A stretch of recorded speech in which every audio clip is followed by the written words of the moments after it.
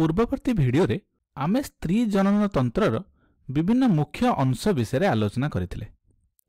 तेबे एई भिडियो रे आमे डिंबाणु को लक्ष्य करिबा एवं एही डिंबाणु गुड़िक किपरि भाबरे आगो को वृद्धि करी समान हेताए एवं समान पर कौन सब घटी थाए से विषय आलोचना करिबा।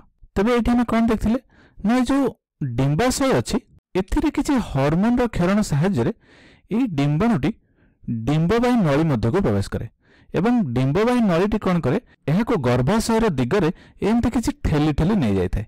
ठीक अछि एवं जेते बेले ए डिंबाशय मध्यरु डिंबाणुटी निर्गत होइथाए सेते बेले डिंबाशय हार्मोन जरिया रे गर्भाशय को एक संकेत देकी कहे जे मु एक डिंबाणुटे निष्कासित करिछि एवं एही डिंबाणुर कोनोसी भी समय रे समायन घटी पारे। सेथि पई हमको प्रस्तुत हेबाको पड़िबो एवं एहार प्रति उत्तर रे गर्भाशय कौन कहे ठीक अछि डिंबाणु पई मु एक उपयुक्त स्थान प्रस्तुत करूछि एवं फलस्वरूप गर्भाशयर भीतर अंशटी एमती किछि रक्त नळी सहाय्य रे मोटा हेबाको लागे एवं गर्भाशयटी रक्त द्वारा भरपूर हो जाए।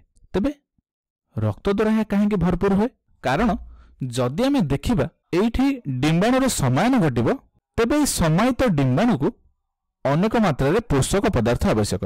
तेबे डिंबाणुटी एही रक्त द्वारा पोषक पदार्थ पाइथांदी एवं सेथि पई गर्भाशय कौन करे ना समायन पई निजको प्रस्तुत रखिथाए।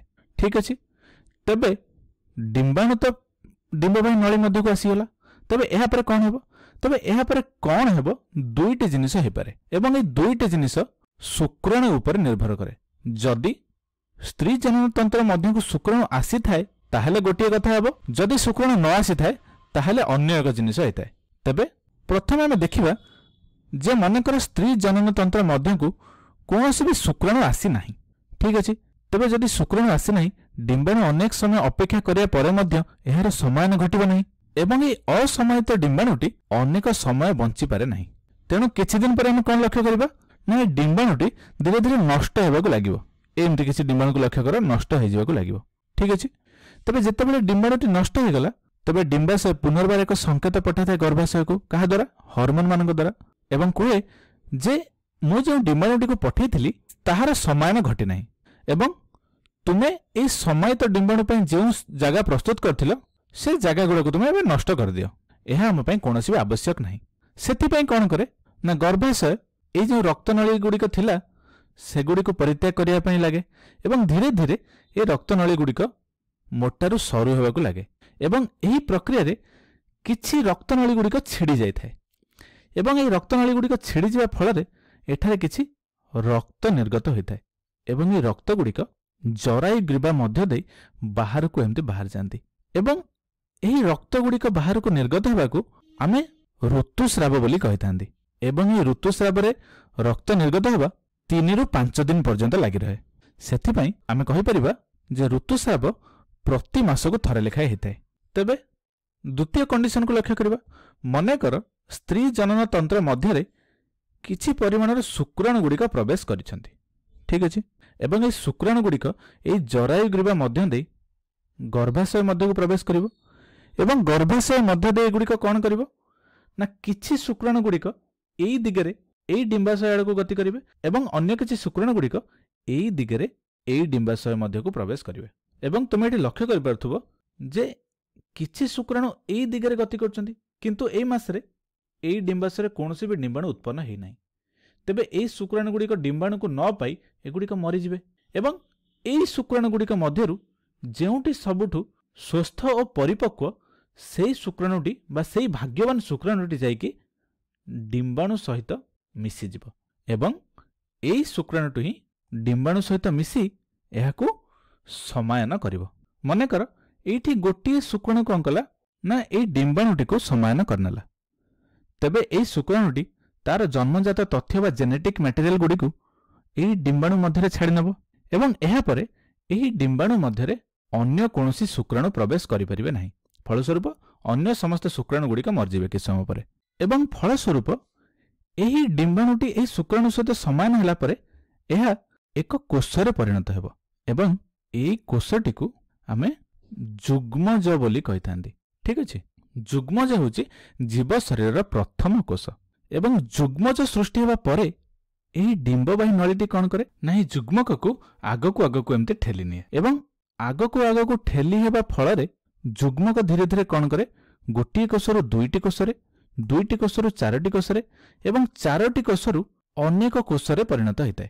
ବର୍ତ୍ତମାନ ଯେତେବେଳେ ଅନେକ କୋଷରେ ଏହା ପରିଣତ ହୋଇଗଲା, ଏହା ବ୍ଲାଷ୍ଟୁଲା ବା ବ୍ଲାଷ୍ଟୋସିଷ୍ଟରେ ପରିଣତ ହୁଏ ଏବଂ ଏହି ଗୋଟିଏ କୋଷ ଅନେକ କୋଷରେ ବିଭାଜିତ ହେବା ପ୍ରକ୍ରିୟାକୁ ଆମେ ଭାଜନ ପ୍ରକ୍ରିୟା ବୋଲି କହିଥାନ୍ତି। ଏବଂ ଏହାପରେ ଏହି ବ୍ଲାଷ୍ଟୁଲାଟି ଗର୍ଭାଶୟର କାନ୍ଥରେ ଏମିତି ନିବିଡ଼ ଭାବରେ ଲାଗିଯାଏ। ତେବେ ଏହାକୁ ଆମେ ଆଉ ଯୁଗ୍ମଜ ବୋଲି କହିନଥାନ୍ତି, ଏହାକୁ ଆମେ ଭ୍ରୂଣ ବୋଲି କହିଥାନ୍ତି ଏବଂ ଏହି ଭ୍ରୂଣଟି ଗର୍ଭାଶୟର କାନ୍ଥରେ ନିବିଡ଼ ଭାବରେ ଲାଗି ରହିବା ପ୍ରକ୍ରିୟାକୁ ଆମେ ଅନ୍ତରୋପଣ ପ୍ରକ୍ରିୟା ବୋଲି କୁହନ୍ତି। ଏବଂ ଏହି କୋଷଗୁଡ଼ିକୁ ରକ୍ତରୁ ପୋଷକ ପଦାର୍ଥ ମିଳିବା ଆରମ୍ଭ ହୁଏ ଏବଂ ଧୀରେ ଧୀରେ ଏହି ଭ୍ରୂଣଟି ଏକ ଭ୍ରୂଣବନ୍ଧ ସାହାଯ୍ୟରେ ଗର୍ଭାଶୟ ସହିତ ଏକ ଜୈବିକ ସମ୍ବନ୍ଧ ସ୍ଥାପନ କରେ ଏବଂ ଏହି ଭ୍ରୂଣବନ୍ଧ ଏହି ଭ୍ରୂଣ ଏବଂ ଗର୍ଭାଶୟର କାନ୍ଥର କିଛି କିଛି ଅଂଶକୁ ନେଇ ଗଠିତ ଏବଂ ଏହି ଭ୍ରୂଣବନ୍ଧ ଦେଇ ଭ୍ରୂଣଟି ତାର ମା ଶରୀରରୁ ନାଭିରଜ୍ଜୁ ଥାଏ ଏବଂ ଏହି ନାଭିରଜ୍ଜୁ ଦ୍ୱାରା ଖାଦ୍ୟ ଓ ଅମ୍ଳଜାନ ଗ୍ରହଣ କରେ ଏବଂ ଭ୍ରୂଣ ମଧ୍ୟରୁ ନିର୍ଗତ ବର୍ଜ୍ୟବସ୍ତୁ ଗୁଡ଼ିକ ଏହି ନାଭିରଜ୍ଜୁ ଦେଇ ମା ଶରୀରକୁ ପ୍ରବେଶ କରେ ଏବଂ ମା ଶରୀରରୁ ବାହାରକୁ ନିଷ୍କାସିତ ହୋଇଥାଏ ଏବଂ ଏହାପରେ ଏହି ଭ୍ରୂଣଟି ଧୀରେ ଧୀରେ ବଢ଼ିବାକୁ ଲାଗେ। ତାହାର ବିଭିନ୍ନ ପ୍ରକାରର ଅଙ୍ଗର ବିକାଶ ଘଟେ, ବିଭିନ୍ନ ପ୍ରକାରର ଟିସ୍ୟୁ, ଅଙ୍ଗ ଏବଂ ଅଙ୍ଗ ସଂସ୍ଥା ତିଆରି ହୁଏ ଏବଂ ଏହି ସମ୍ପୂର୍ଣ୍ଣ ପ୍ରକ୍ରିୟା ଗର୍ଭାଶୟ ମଧ୍ୟରେ ଆଗାମୀ 9 ମାସ ପର୍ଯ୍ୟନ୍ତ ଚାଲି ରହିଥାଏ।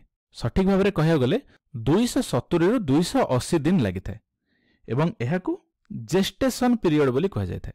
ଠିକ୍ ଅଛି, ତେବେ ସମସ୍ତ ଅଙ୍ଗତନ୍ତ୍ର ଏସବୁ ତିଆରି ହେଲା ପରେ ଶେଷ ପର୍ଯ୍ୟାୟରେ ଗର୍ଭାଶୟରେ ସୃଷ୍ଟି ହୋଇଥିବା ପୂର୍ଣ୍ଣ ବିକଶିତ ଶିଶୁଟି ପ୍ରସବ ଦ୍ୱାରା ମା ଶରୀର ବାହାରକୁ ନିଷ୍କାସିତ ହୋଇଥାଏ।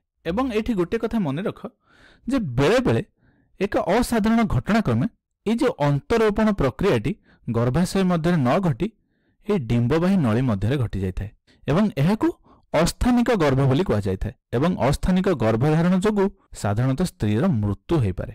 ତେବେ ଏହା ଥିଲା ସମାୟନ ଓ ସମାୟନର ପରବର୍ତ୍ତୀ ଘଟଣାବଳୀ। ତେବେ ଭିଡ଼ିଓଟିକୁ ଶେଷ କରିବା ପୂର୍ବରୁ କିଛି ରୋଚକ ତଥ୍ୟ ଗୁଡ଼ିକ ମୁଁ ତୁମକୁ କହିବା ପାଇଁ ଚାହୁଁଛି। ତେବେ ମନ ଦେଇକି ଶୁଣ, ଯେତେବେଳେ ଗୋଟିଏ ଯୁଗ୍ମଜ ଗୋଟିଏ ଭ୍ରୂଣରେ ପରିଣତ ହେବା ପରିବର୍ତ୍ତେ ଦୁଇଟି ଭ୍ରୂଣ ସୃଷ୍ଟି ହୋଇଯାଉଛି, ତେବେ ତୁମେ ଅନୁମାନ କରିପାରୁଛ କି ସେଠି କ'ଣ ହେବ? ତେବେ ସେଇଠି ସମାନ ପ୍ରକାରର ଜାଆଁଳା ଶିଶୁ ଜନ୍ମ ହେବ। ତେବେ ଏହି ଭ୍ରୂଣଟି କେମିତି ପୃଥକ ହୋଇଥାଏ ସେ ବିଷୟରେ ଆଜି ଯାଏଁ କୌଣସି ବି ସଠିକ୍ ତଥ୍ୟ ନାହିଁ। ତେବେ ଏମିତି ଭ୍ରୂଣଟି ଦୁଇଟି ଭ୍ରୂଣରେ ବିଭାଜିତ ହେବା କାରଣରୁ ସମାନ ଜାଆଁଳା ଶିଶୁ ଜନ୍ମ ହୋଇଥାନ୍ତି। ତେବେ ବେଳେବେଳେ ଆମେ ମଧ୍ୟ ଲକ୍ଷ୍ୟ କରନ୍ତି ଏକ ଜାଆଁଳା ଶିଶୁ ଜନ୍ମ ହୁଅନ୍ତି କିନ୍ତୁ ସେମାନେ ପରସ୍ପରଠାରୁ ସମ୍ପୂର୍ଣ୍ଣ ଭିନ୍ନ ଅଟନ୍ତି। ତେବେ ଏହା କିପରି ହୁଏ? ତେବେ ଆଗରୁ ମୁଁ ଯେଉଁ କହି ରଖିଲି ଯେ ଦୁଇଟି ଡିମ୍ବାଶୟ ମଧ୍ୟରୁ ମଧ୍ୟ ଡିମ୍ବାଣୁ ସୃଷ୍ଟି ହେବା ସମ୍ଭବ ଅଟେ।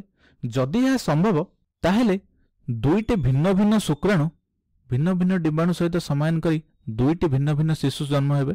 ତେବେ ସେମାନଙ୍କ ଜନ୍ମ ତ ଗୋଟିଏ ସାଙ୍ଗରେ ହେବ କିନ୍ତୁ ସେମାନେ ପରସ୍ପରଠାରୁ ସମ୍ପୂର୍ଣ୍ଣ ଭିନ୍ନ ହେବେ। ତେବେ ଏମାନଙ୍କୁ ଆମେ ଅସମାନ ଜାଆଁଳା ଶିଶୁ ବୋଲି କହିବା।